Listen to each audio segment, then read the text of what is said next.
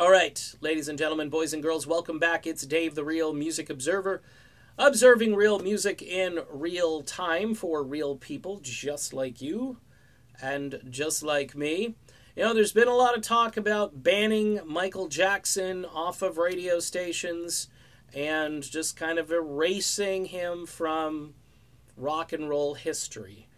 I don't know if that's a good idea. The Rock and Roll Hall of Fame has decided to keep both of their Michael Jackson exhibits intact, one as a solo artist and one as a member of the Jackson 5.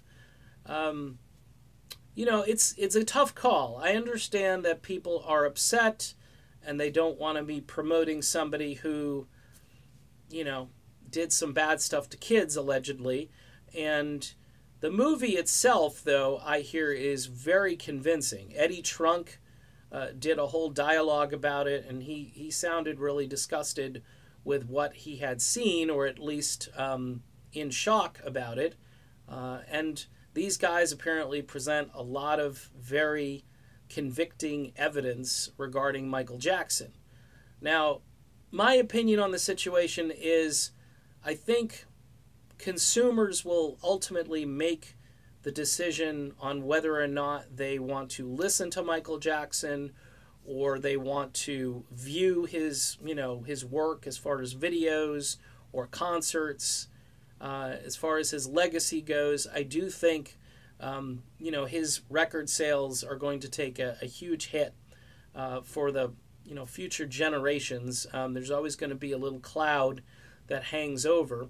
I think maybe the Jackson 5, not quite as much, because he was a kid then and he wasn't doing any of those things, or allegedly doing any of those things. It's a tough call. I guess there's another exhibit over in Great Britain that apparently is also going to stay intact. I think, collective outrage these days tends to get under people's skin.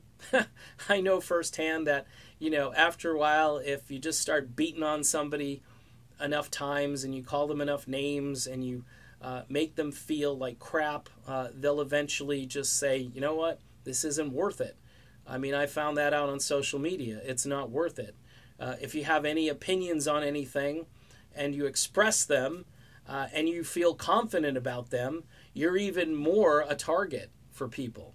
So, I understand Michael Jackson is not here to defend himself anymore. So you need to take that into account when you're making judgments. It's easy to kind of beat up on a dead guy. It's a lot easier to do that than, speculate years later after he's left planet Earth. My own personal opinion on Michael Jackson is that he, I think, rose to the category of pop genius. I think he was an incredible dancer and performer. And his impact on music in the 1980s was really second to none. And, he had Michael Jackson, Madonna, Bruce Springsteen for that one album, really, for Bruce. But that was a pretty dominant period for him.